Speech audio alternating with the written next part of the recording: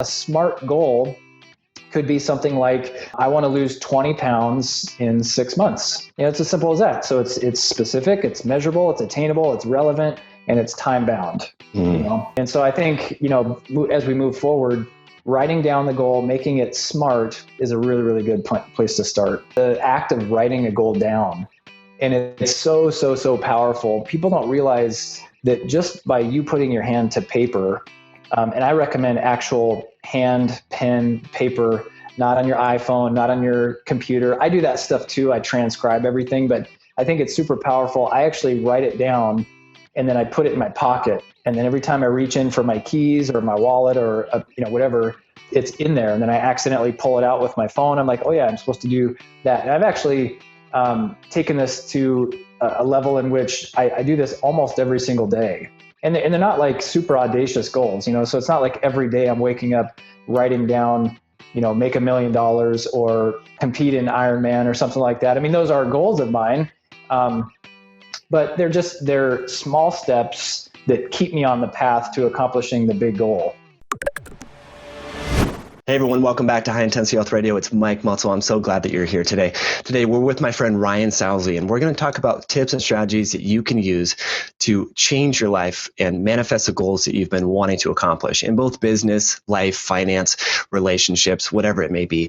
And Ryan is the perfect person to do this because he gives talks on this topic, and he has an excellent talk that he just gave, and it was one of his most successful talks about life vision. So Ryan is a doctor of chiropractic medicine and has one of the largest clinics in Idaho and Eastern Washington area, which is called Summit Family Health Center and Chiropractic. So Ryan, thanks so much for being here.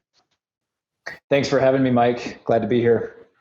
So you and I met in the weight room, I believe, at Western Washington University, and I knew you were, special and different. And I think I was at a Powerhouse, gym, was one of the Powerhouse Fitness or Planet Fitness, whatever it may be. And you were doing spinal screenings. So this is way back in like 2004. And you knew way back then, you were obviously interested in health and fitness, but you knew you wanted to be a chiropractor. Here you are over 10 years later and have one of the most, successful clinics in the state of Idaho. So talk to us about your transition, your journey. Like, where did this drive and success come from? To be honest, Mike, the drive, I think, has always been there, no matter what it was, whether it was in sports or school. My wife and I are heavily involved in our church, and so that's evolved to be a really important part of our life. And, so I think the discipline and the willpower and the drive is always there. I've always believed that I was supposed to do something really important in life and that I was supposed to lead people. And, over the years, I think that's evolved. If I had a life mission statement, I could easily say that my life mission statement is to help people reach their potential so that they can better serve their purpose on the planet. And obviously through chiropractic, I get to do that through seminars and educational forums. But, way back when we first met, I didn't really know all that. I didn't really have that all together. That's kind of been refined over the last decade. And, one thing that really, really helped me kind of narrow that down, and, I think it was one of the things that set a good trajectory for me business-wise and success-wise was, I was interning for a chiropractor at the time that we met, and he actually made me sit down and write down a vision for my life. And to this day, I still have that. And it's called Life Vision. I have the paper copy, and I've scanned it now so that it's timeless. But it's interesting that, he made me set out or write out 6-month goals, 3-year goals, 5-year goals, 10 years, and even 15 years. And it was really hard at that age, because we were just in our early 20s.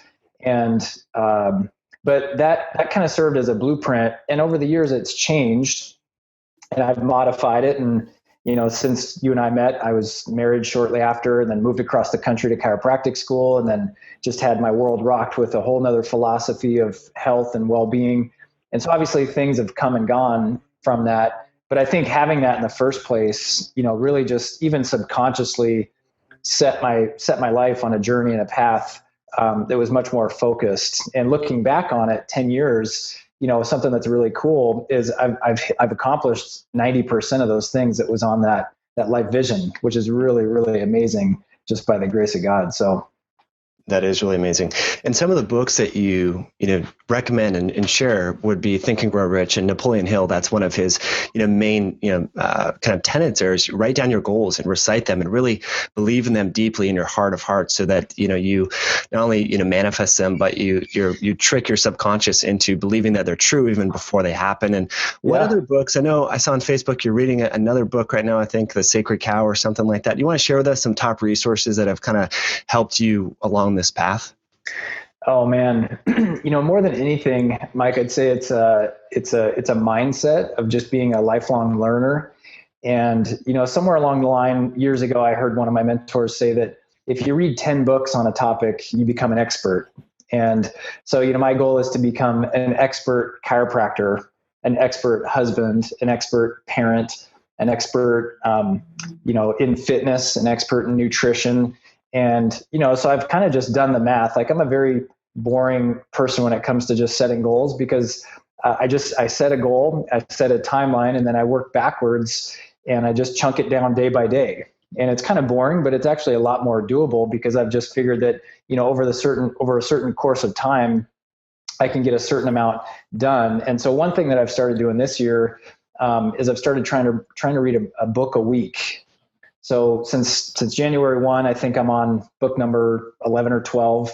And, it's interesting because people think that if you read that fast, you're not going to retain it. But what I've learned, and I've actually watched a lot of videos and had some coaching on speed reading, is that when you force yourself to read that fast, your mind kind of filters out all the fluff, all the stories and the details that aren't really going to change your life anyway. It's really the concepts. And as long as you get the context, on a basic level, then the content is a lot more powerful. So to answer your question, a couple of the books that I've read this year that have been just really life-changing, Killing Sacred Cows by Garrett Gunderson. That's one that you saw that I posted on Facebook. And it's all about changing old paradigms or old just kind of common thought process that we just think, not because there's any logic behind it, but just because everyone else thinks it. And, in ancient times, a sacred cow is just something, it's equated to something that people believe just because. And so it's kind of killing those paradigms or those thought processes. And this one's specifically about finances and financial mindset. And, my wife and I are trying to be really good stewards of what we've been blessed with and entrusted with in terms of resources. And, we still have goals to pay off student loan debt and business expenses and things like that.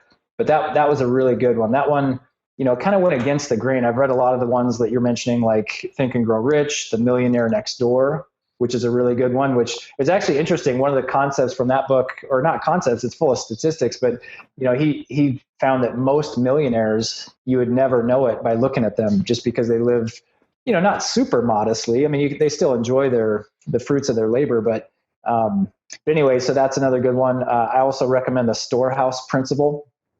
The Storehouse Principle is, it's actually it's taken out of the Old Testament in Deuteronomy 28, how God talks about people creating a storehouse and how if you don't have something to be blessed, God can't bless it. So that was just kind of another eye-opening one that I never really thought about it like that. But yeah, Killing Sacred Cows kind of goes against the grain. It's kind of opposite of what you've been taught your whole life. So if nothing else, even if you end up not agreeing with it, it just gets you to think differently about your finances. Mm-hmm.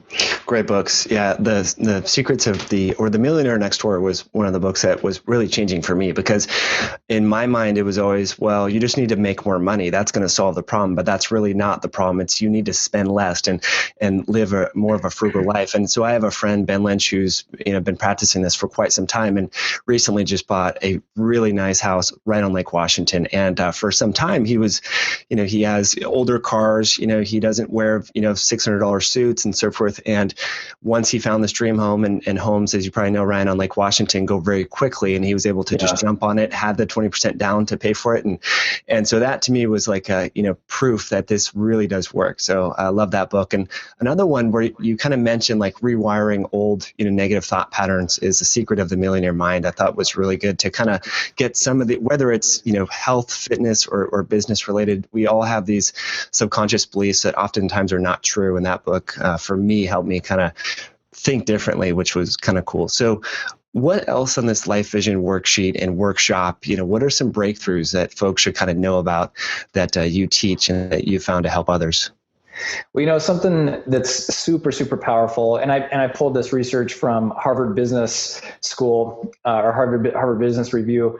It's just the act of writing a goal down, and it's so, so, so powerful. People don't realize that just by you putting your hand to paper, and I recommend actual hand, pen, paper, not on your iPhone, not on your computer. I do that stuff too. I transcribe everything, but I think it's super powerful. I actually write it down and then I put it in my pocket. And then every time I reach in for my keys or my wallet or, whatever, it's in there. And then I accidentally pull it out with my phone. I'm like, oh yeah, I'm supposed to do that. And I've actually taken this to a level in which I do this almost every single day. And they're not like super audacious goals, so it's not like every day I'm waking up writing down, make $1 million or compete in Ironman or something like that. I mean, those are goals of mine.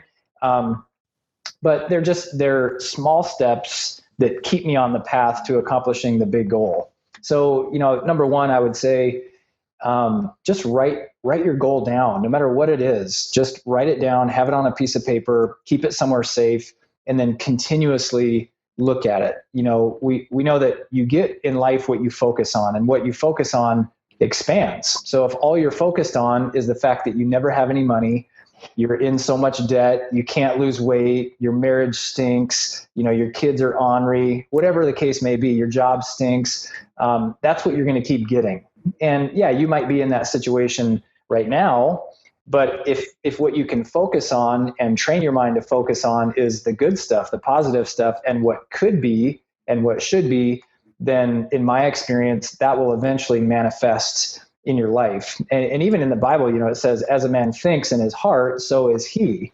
And, that's, I don't mean to keep referencing the Bible, but for me, it's just something that's been a staple in my life. But, there's lots of other books that are more secular out there that support the same exact concept. Like the book that came out called The Secret several years ago was all about that, and I want to be clear that I'm not one of those people that sits on my couch and just thinks about $1 million and hopefully it shows up on my doorstep. Obviously that doesn't work, but guess what? If you're focused on making $1 million, then your goals are going to reflect that, your activities, your actions, your lifestyle is going to, and I don't mean to make this all about money, but what you do in one, how you do one thing is how you do most things, so people don't realize that, how you take care of your body is probably how you take care of your marriage, and probably how you take care of your business, and probably how you take care of your finances. And again, write down the goal.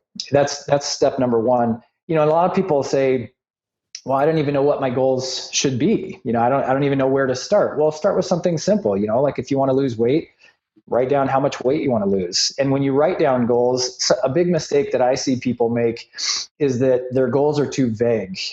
Their goal might be, oh, I want to lose weight this year. We did this workshop at the beginning of the year because so many people make New Year's resolutions, and research shows that over 75% of Americans' resolutions has to do with weight loss or fitness.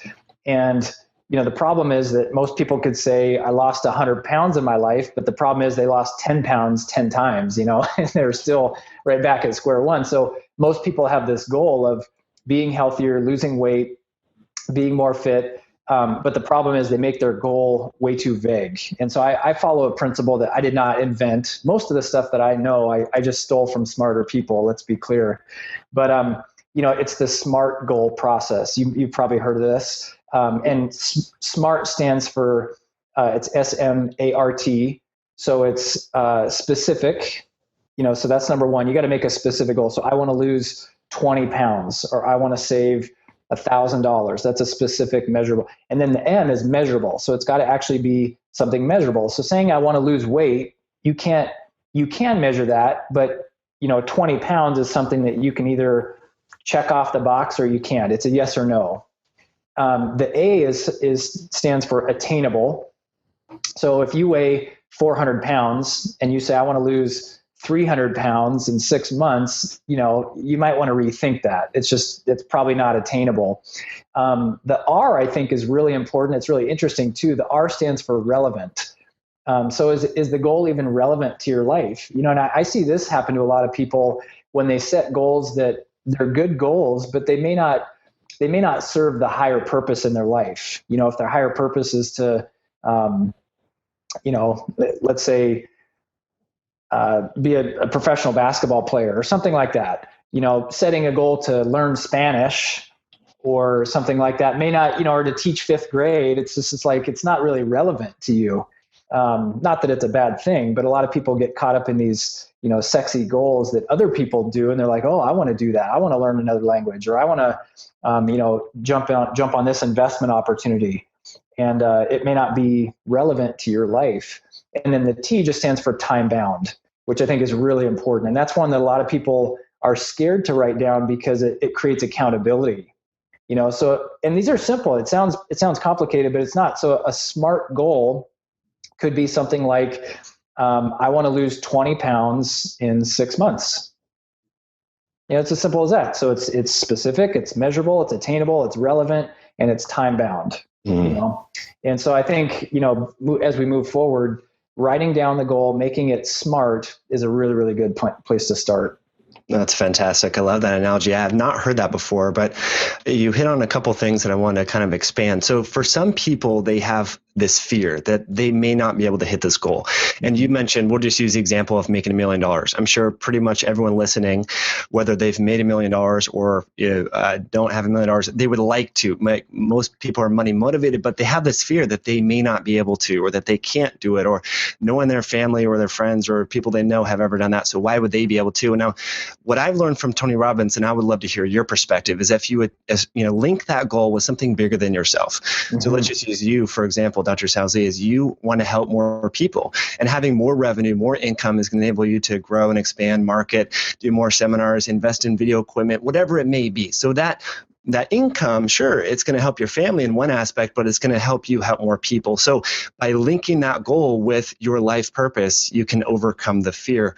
What do you tell people when they're kind of scared of, whether it's losing weight or making money? How do you help them with that?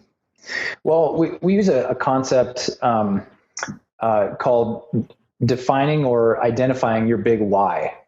And what that is just like, no matter what goal it is in your life, what's the big why behind it? Like you're saying, so if you want to make $1 million, why is it that you want to make $1 million? If you want to lose 20 pounds in 6 months, why do you want to lose that 20 pounds? And the reality is, if the reason why is all about you, the chances of you hitting that goal are very slim, unless you're just a super disciplined person. But I can tell you, being a super disciplined person, I've set numerous goals throughout my life that were all about me, and I hit them because I'm so disciplined, but it was not nearly as fulfilling as I thought it would be. Or I was actually almost depressed or deflated after hitting the goal because I found out that I had dedicated so much time to something that was just vain. It was just about me. So, an example that I like to give people, because people are like, I don't know what my big why is, figuring that out, that's probably one of the hardest things that people have to do. And we give people a lot of time to think about that as we're helping them set goals. But an example of, like, I keep using weight loss. If you want to lose weight and, you have a SMART goal to back that up, determining your big why could be something like this. I want to lose 20 pounds in 6 months so that I can enjoy the time I get to spend with my kids this summer, out on the lake, and I don't have to watch from the beach, something like that. Or I want to quit smoking because I want to be around when I'm 70, 80, 90 years old so that I can pass down all the generational wisdom that I've accumulated and leave a legacy for my family. I personally want to make tons of money. I have a goal of making $100 million in my lifetime. And it's because my wife and I have a goal of being able to give away more than we live on.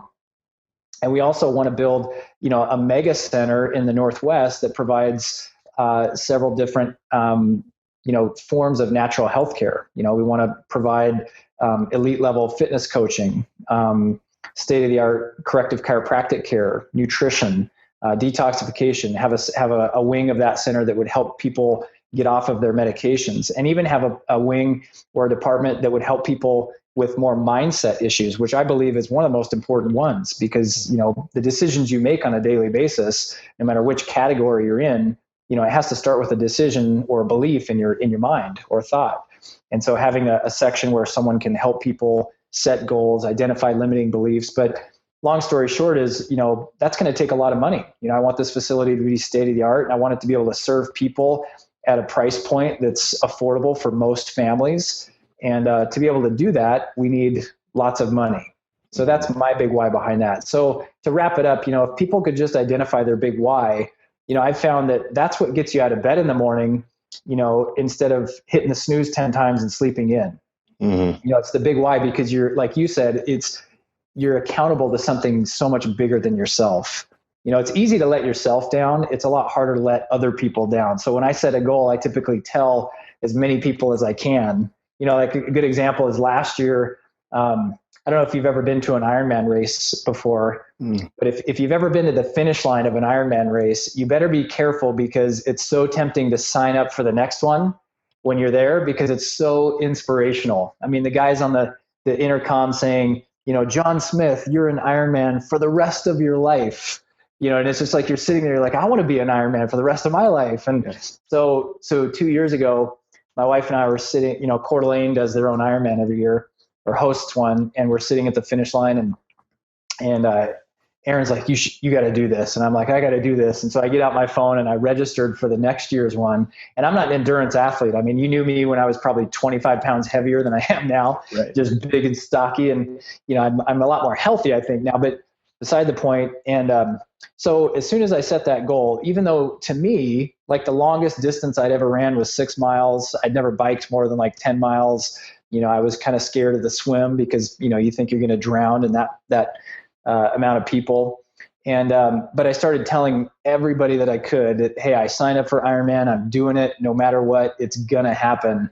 And, every day that I didn't want to go train, it was raining out or it was cold and I was supposed to go for a long bike or a run, that accountability, drove me to push through, because I'm like, I'm not going to back out. All the people that I told I was going to do it, they're going to think I'm, weak or a weenie. So anyway, I think what's really powerful is, coming up with a specific goal, making it smart, determining your big why behind it. And then accountability is huge. Telling other people that can encourage you and keep you accountable to that. Gosh, there's so much there to expand upon, but I wanted to highlight something that you mentioned there in the accountability aspect. And I think that's where we can utilize social media. I know a lot of people take selfies of who knows what, or party pictures, but if you get serious about your goals and you want to make a change in your life, when you start posting health related or business related or relationship related content on your social media, your natural inclination is to be consistent and to act congruent with that, that decision to post those things, so that by nature you start making better decisions. And so I noticed this with me and my wife when we would just post pictures of healthy food. We would make much better choices. We used to have a lot of like the gluten-free chips, the corn chips and so forth. And now we just do like root vegetables, make our own sort of like sweet potato or kale chips. And, that glass of wine every night that we used to have, we're like, no, we can't do that, because we just posted like organic Brussels sprout salad. Like that would be incongruent. So I think for folks listening, like if you're just now getting into fitness, like Ryan just said, or you want to do some big event, just post a picture of yourself running, and then you'll want to make, decisions that are congruent with that. So any tips there?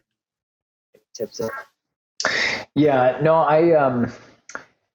what I think is interesting, and this is something that when I first learned about it, really blew my, it was one of those lifetime aha moments. I've had several of those, but I think there's probably a handful that were just like changed my whole life. And, several years ago I was at a conference and a speaker said, your life, wherever you're at right now, whatever you've accomplished, whoever you are as a person, your character, your habits, your outcomes is a manifestation, or it's rather an accumulation of the 5 people that you're closest with, the 5 people that you spend the most amount of time with. And man, I'm thinking, man, well, I spend time with this guy. He's not the greatest in the world. I mean, he's a good guy, but I wouldn't trade lives with him. And then I spend time with this guy. Well, he's pretty good. He's got some value to offer me. But ever since then, I've been really, really disciplined and really careful about who I spend time with. And that doesn't mean I walk around thinking I'm better than people whatsoever. I mean, we do outreach and we serve at church and in the community and stuff, just to whoever comes along. But my point is that when I specifically schedule time, consistently to spend with people, kind of my rule of thumb is that I don't take advice from anyone that I wouldn't trade places with. Mm-hmm. Which is huge. I mean, think about how many times you've taken advice from someone about finances and they're broke or they're in debt. It's like, no, I read this great book and you should do this, or you should join me in this investment. It's like, dude, you're broke. I'm not going to, or you should, you and your wife should do this, or you should treat your kids like this. And yet, their kids are a mess and their marriage is falling apart. And again, that doesn't mean that you have to walk around being self-righteous, but when you're talking about accountability, the reason why I'm talking about this is, I've tried to surround myself with people, and I keep going back to the 5 because that's what this guy had told me. But I try to surround myself with people that encourage me and build me up, that can hold me accountable to kind of their level, so to speak. And not everybody that you're going to run into is always way better at you than everything else. But, I spend time with a guy from church and his marriage is just amazing. He is just a phenomenal husband and his kids are amazing. So I spend a lot of time with him because I want that in my life. I also spend time with another guy who owns several businesses and he's made multiple millions of dollars and he's a really good steward with his money. And I want that. I want that for my life. I also spend time with guys that are way more fit and know way more about fitness than I do so that I can move up to their level. Does that make sense? Oh, absolutely.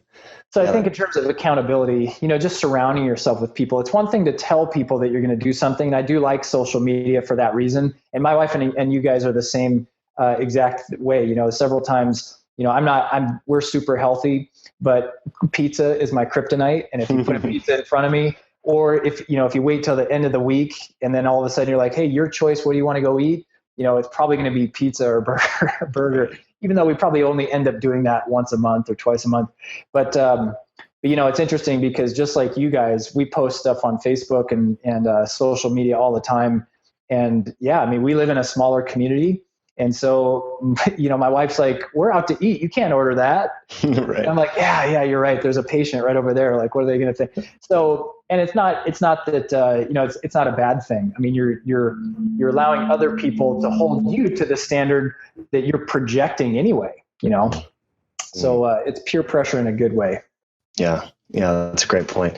And I love that. Yeah, I think that's a good reinforcement about this. You're the sum of the 5 people you spend the most time with. And I think that's really important. For those of us that have played sports before, or done recreational activities, I mean, like you, Ryan, when you go biking, you always want to bike with someone that's better than you or faster than you. Or when you're lifting weights, you want to lift weights with someone that's been doing it longer and so forth. But for some reason, it gets murkier when it comes to life. And, that person's a friend and they were our neighbor. We grew up together. We went to school together. But you don't really understand that hanging around someone that may not be bringing you up could be bringing you down with negative energy or thought patterns or what have you. So changing friends and social circles can be pretty challenging.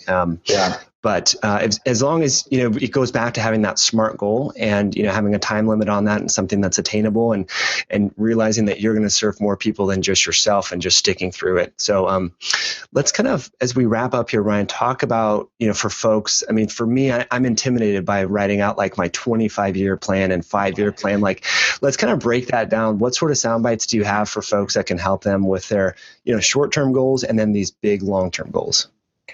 Man, it's such a process. I will say that in order for this to work, you have to be diligent. You have to do it all the time, and you have to keep going back to it. And it's something that's never going to change. Your 25-year goal that you set today, 5 years from now, is probably going to look different. And, depending on what happens in your life, it may look totally different, 180 degrees opposite. But I will say that the short-term goals are the easiest ones. but the short-term goals don't matter unless they're all pointing towards a larger goal down the road. And so it's really hard. I had a friend ask me, as we were, beginning to pay off student loans and our business was taking off. And then, for two students or for me and my wife, two people that had been professional students for the last decade, with no income, living off student loans, to all of a sudden, be very blessed and favored financially. We're trying to figure out what to do with it. And so we sat down with a financial advisor and he goes, well, 50 years from now, how much money do you want to have? Or what do you want to be able to do? What do you want your lifestyle? I'm like, oh my gosh, that is really, really hard to think about. Yeah. And he goes, well, without an end game, to a destination unknown, any road will get you there. So it takes a lot of time. It takes a lot of effort and thought. And I wouldn't even necessarily say you needed like a 50-year goal, but even like a 10-year goal is not easy. But I can tell you that if you spend some time on the front end and establish your 5, 10, 15-year goals, then it holds your short-term goals to a higher standard, and it makes sure it refines and hones and clarifies what your short-term goals really are. For example, if one of our long-term goals is to have one of the largest chiropractic clinics in the country, then my short-term goals probably shouldn't involve a whole lot of stuff that don't point towards that. One of my long-term goals is to compete in the Kona Ironman. That's the one in Hawaii. That you have to be a really good triathlete to be able to do that. And I don't know when that's going to happen for me. I can only dedicate so much time to that every year. But I did do last year's in Coeur d'Alene. I'm doing this year's again. And so my point is that if that's one of my long-term goals, then my short-term goals probably shouldn't be, put on 40 pounds of muscle and see if I can bench press 600 pounds. Right. Not that that's a bad thing. I'm just saying, if I'm not going to be able to do both. So, developing those long-term goals and then letting those kind of determine what your short-term goals should be is really, really helpful. One other thing I wanted to mention real quick, Mike, just because I think this is really important, because a lot of people say, I have a goal of like quitting smoking or losing weight or saving money. But outside of that, I'm not even really sure where to start. Well, I use something, again, that I stole from someone smarter than me, but it's called the Life Wheel. And the Life Wheel, if you just go online, you could Google it, you can get a template for free anywhere. I mean, there's several of them out there, but a Life Wheel is literally just a PDF document that is a wheel, and it's got 5 or 6 different categories. And you can actually put in your own categories. The ones that I kind of feel like cover everything would be, like your spiritual life, your family life. You could even break that down into marriage and kids, your fitness life or your health life, your business life, your social life, and then your your financial life. And basically what you do is, and you can go online and look at this for yourself, but you grade yourself in each of those categories. And the wheel starts with the center, and the center is 0. And then all the way out to the edge of the wheel where the category title is, that would be a 10 or a 5, depending on which scale you're using. But you grade all those little areas of your life. And obviously for a wheel to be effective, it's got to be balanced. So if you're a 10 out of 10 in fitness, but you're a 2 out of 10 in marriage or kids, that's a good indicator. And for a lot of people, they do the wheel, myself included, and they go, I had no idea that my life was that out of balance. And so my wife and I may actually make my staff do this in the office too, because part of running a team and a business, at least for me, is I want my team to have a maximized life and have them reach their potential, not just work in a place that helps other people do that. So a lot of what I teach my patients, I teach my team to do too, but we do this on a quarterly basis, and it just kind of, resets your mindset and gets you to revisit and refocus, what's important, where are you lacking. From quarter to quarter, your fitness might be amazing one minute, and your finances might be really terrible. And then the next quarter, your finances are amazing, but your fitness, you haven't hit the gym in 3 months. Obviously, you want to revisit those things, not just once a year.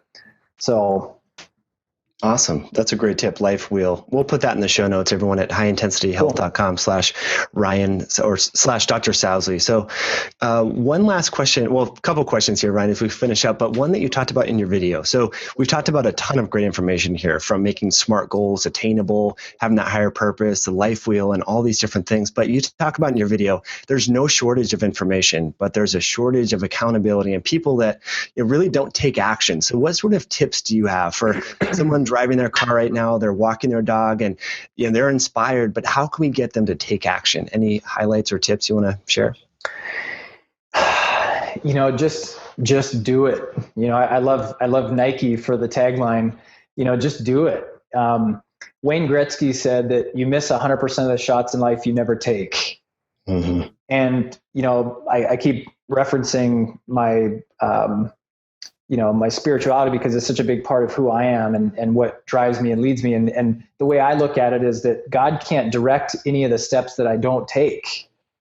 You know what I mean? God's not going to do it for me. And that's what drives me nuts about a lot of people at church even. In fact, I feel like sometimes people at church are the worst because they have faith in this higher being and power, and yet our faith is translated into apathy and inaction.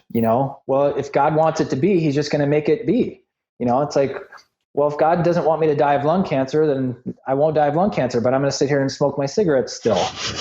It's like, and it's silly when we say it out loud, but that's not most people, but it's some people's mindset. And so I honestly, I don't know. Different things motivate different people. I've got what motivates me. My wife is different. You're probably different. But the reality is you just have to do it no matter what, and I'm a very analytical person. I want to see 10 steps ahead before I take the first step. And a lot of people are like that. I want to know, how is this going to turn out? Is this a guarantee? What's the risk? Do I have all the right information before I take action? I don't want to screw up. And that's fear-based mentality. I don't want to mess up. So I'm not going to do anything until I'm sure I won't mess up. Well, big risk equals big reward. Mm-hmm. And that's the same. That's true with any area of life. And so I would just encourage people, no matter what it is, whether it's money, whether it's relationships, whether it's your health or business. And I've got, probably 20 books that would back me up on this, that this concept is true for any category of life. But if you just start doing it, Aaron and I, to go back to finances for a moment, because this is probably one of the most tangible things. People think, well, I can't start saving money because I don't have any money. And if I take even $50 a month, out of my budget to put in a storehouse or, a savings account, to use a modern term, then I'm not even sure I'll be able to pay my bills. But the reality is, when you start doing that, you start transitioning into a mindset of abundance. And, $50 a month, you do it once, you feel good about yourself. And then all of a sudden you got $100 in there, and then it's, 200. And then at the end of the year, you end up having $600, and you're like, wow, I've got $600 that I didn't have, that I thought I didn't have, but my mind found a way. And all it took was me to just take action and start doing it. Mm. And so I would just tell people, whatever it is, just start doing it, and you'll figure it out along the way. And you can't refine something that doesn't exist. Mm. You know what I'm saying? Beautifully said. Yeah. I think progress is a really good motivator for more progress and more action. For me, I had thought about starting a podcast for years and was scared to do it. And then when I saw the downloads after my very first episode, which with Deanna Minnick, it was terrible. It wasn't that good. I was all nervous and stuff like that. And then now we're over 100,000 downloads. So just by taking that step, and then I realized, for some folks, I realized with healthcare practitioners that I coach on business stuff or on nutrition and so forth, and they're scared to put themselves out there, whether it be a video or a podcast or blogs and so forth. And I say to them, you're wasting a gift that you've been given. You've been given a gift to heal others. And by not exposing yourself or not getting out there in public speaking, you're wasting that gift. And more gifts are not going to come your way if you don't take action on that. So whatever, whoever's listening, you have a gift, whatever your passion, whatever you're really knowledgeable about and passionate about, you have that gift, and it's your responsibility to share that with others, because we're here to serve others, not just to, like Ryan said, not just for selfish purposes. We're here in life to serve others. So, totally. So two last questions here, Dr. Sousley. I would love to know, and this is something we ask every guest on the show, what your favorite herb, nutrient, or botanical is and why. I'm a big fan of vitamin D3, and I would have said that from a more clinical standpoint a couple years ago, just because of the research and with my background learning about nutrition and fitness and physiology. But recently the supplier, we get our vitamin D3 from a Whole Foods organic, everything's raw supplier, and they had it on back order for about a month and a half. And, I probably should have gone to the local health food store, but I'm very meticulous about scrutinizing whatever I put into my body. And so I want to make sure that I know exactly where it's coming from. Just because something says organic or it has a green leaf on the label doesn't always mean it's perfect for you. So anyway, D3 gets on back order. And so I just kind of stopped taking it and didn't really think anything of it, but it's the winter time. And so I'm not getting any sunlight. And, I'm starting to train, I'm starting to train heavily for Ironman that's in June. And I just kept telling my wife, normally I pop out of bed at 4:45 or 5 in the morning. I read for about a half hour, then I hit the gym. And then even with a long day, I've just never required a whole lot of sleep. And I'm not bragging. That's just how God made me, I guess. So I just, 5-6 hours and I'm good. And all of a sudden I'm I cannot get out of bed. I just literally feel like I need an extra 1 or 2 hours of sleep to recover. And I don't know if it's because I'm working out harder or whatever, but I did this last year training and I didn't experience this. And, all of a sudden the vitamin D3 came back in and it was immediate. I mean, within 2 days I was just up and at 'em. And, so, it just goes to show you that, the universe and the world, the planet's created, specifically and congruently. And when we don't do things that are congruent to how our body's designed, meaning get sunlight, obviously it's taking it in a pill form, but, unless you have the opportunity to be outside a lot, which I don't, most people don't with work schedules and whatnot. When you live congruently and you put things in your body that need to be there for your body to work right, it's just amazing at how much potential and power your body has. Mm-hmm. So my answer is vitamin D3. Love that. Yeah, that's fantastic. Well, even if you were outside, Ryan, I mean, in January or even now, in mid-March, the amount of UVB rays where you live in, real far north in Idaho probably wouldn't have given you that irradiation to synthesize vitamin D on your skin anyway, huh? No, and I would have froze to death because the research that I've come across, depending on who you listen to or what you read, is a little bit different. But most people need about 30 to 40 minutes of direct sun exposure a day to get enough vitamin D. Problem is you got to get that sun exposure between 11 and 3, and over 40% of your body's got to be exposed to direct sunlight.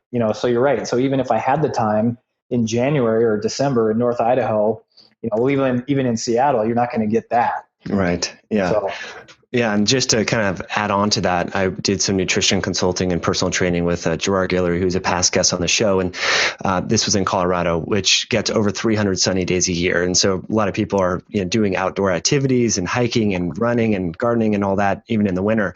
And we did a study with a group of firefighters, basically it was 30 firefighters and from the Aurora Fire Department. And we tested their vitamin D levels and then gave them 4,000 IUs of vitamin D for 8 weeks. But 90% of these people were below 25 nanograms per DL, and some of them were below 10. So this is in Colorado, and firefighters traditionally have, schedules such that they work 48-4. I mean, they're on for 2 days and then off for 4. And a lot of these guys would be outdoors doing CrossFit, weightlifting, hiking, had second jobs where they were active and so forth. So this is a group, a demographic that gets a lot of sun in the state of Colorado, which is very sunny. So what we found, and I'm sure you found this too in your clinic, is pretty much everyone that comes in is getting on vitamin D because they're deficient. So yeah.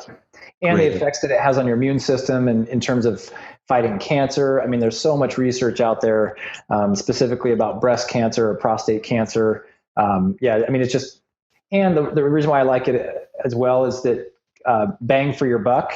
It's ridiculous. I mean, it's like one of the least expensive supplements that you can get, even a really high quality form of it, and the amount of benefit that it has for your body is amazing. Mm-hmm. Yeah, really agree with that. Fantastic. So the final question, Ryan, if you were to bump shoulders with President Barack Obama or a future president in an elevator and they turned to you and said, hey, Dr. Sousley, as a healthcare practitioner, what sort of lifestyle or health tip would you want me to know and share with America? What would you say to them and why?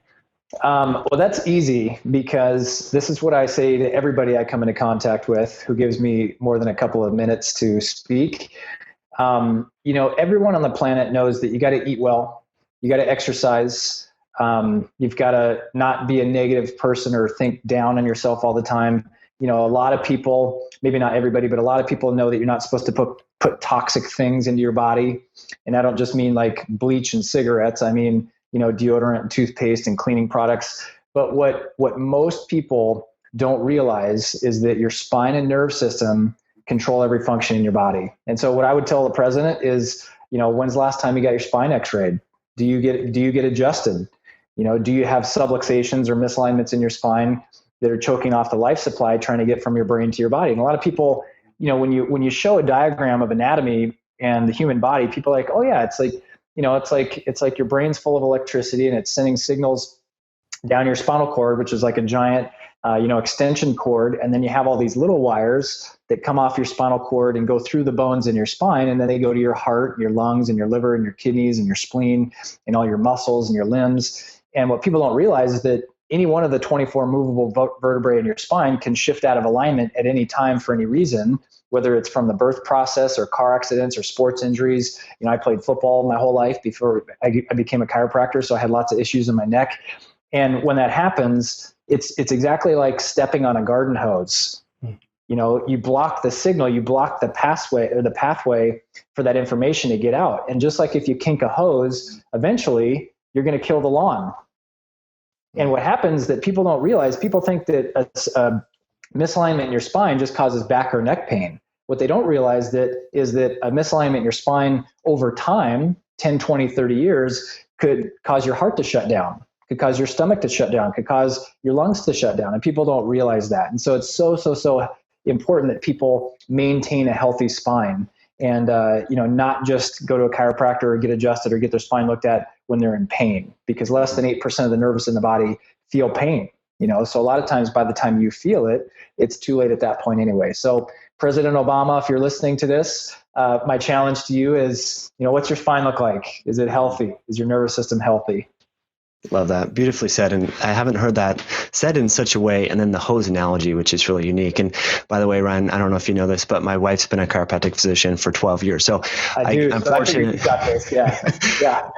We do decompression and she does adjustments on me, at least once a week. So we look very healthy, so I'm not surprised. Well, thanks. That's awesome. So great information here, Ryan. Now we want to know how our listeners can, contact you. What's the best online resources and channels, and basically what's new with you? What are you, any seminars or workshops? I kind of plug what you're doing in the springtime here. Sure. So the best way to kind of follow what I'm doing and what we're doing as a clinic is Facebook. We have a website that's very diverse. There's lots of different resources on there, but we only update that, periodically. And that website address is maximizedlivingsummit.com. But Facebook we update that probably 2-3 times a day. We put patient testimonials up there. We put recipes of the week, exercise tip of the week. My wife and I, you asked me what's new. Something that we've kicked off as a campaign this year, just like you'd wanted to start a podcast forever and just was kind of worried about it. Well, I've been wanting to do video marketing for a long time. And I finally went to a seminar in San Diego with a guy named Roberto Monaco. And he was actually Tony Robbins' top sales guy for years and years and years. He's created his own public speaking and video marketing coaching company called Influenceology. And he's just an amazing guy. I've hired him for the year just to be my personal coach about speaking and video marketing and influencing. And he's like, Ryan, it doesn't matter what it looks like. Just get it out there. Just record yourself doing anything, put it online, and it'll get better over time. And so my wife and I have both really, really taken to doing a lot more online webinars, doing more seminars online, putting a lot more content online, because we found that, even in a practice that sees 500 or 600 people a week, once a month we do a workshop and we're lucky if we get 100 people there. So we found that we were able to get a lot more people, a lot more information, a lot more regularly. And so we have our own YouTube channel now. So if you're listening and you're interested in that, stuff like we're talking about today, it's not all health stuff either. A lot of it's mindset and personal development, personal growth. But if you just go to if you just Google YouTube my name, Dr. Ryan Sousley, you'll see it in YouTube, and you can subscribe to the channel that way. But again, Facebook, we update 2 or 3 times a day. Mm-hmm. Fantastic. Yeah, video is amazing. It changed my business and my message, and I'm sure it'll change yours too. But your videos are fantastic. I looked at some of the ones that you did in December. You did a great job. So thanks. Nice work there. So for those folks that you're driving or you're walking your dog or what have you, I'll put all the links to Dr. Sousley's Facebook page, YouTube, and his website at highintensityhealth.com/drsousley. So Dr. Ryan, thanks so much for joining us, and I hope you have a great day. Mike, I love what you're doing. I appreciate you, man. Keep up the good work. Thanks.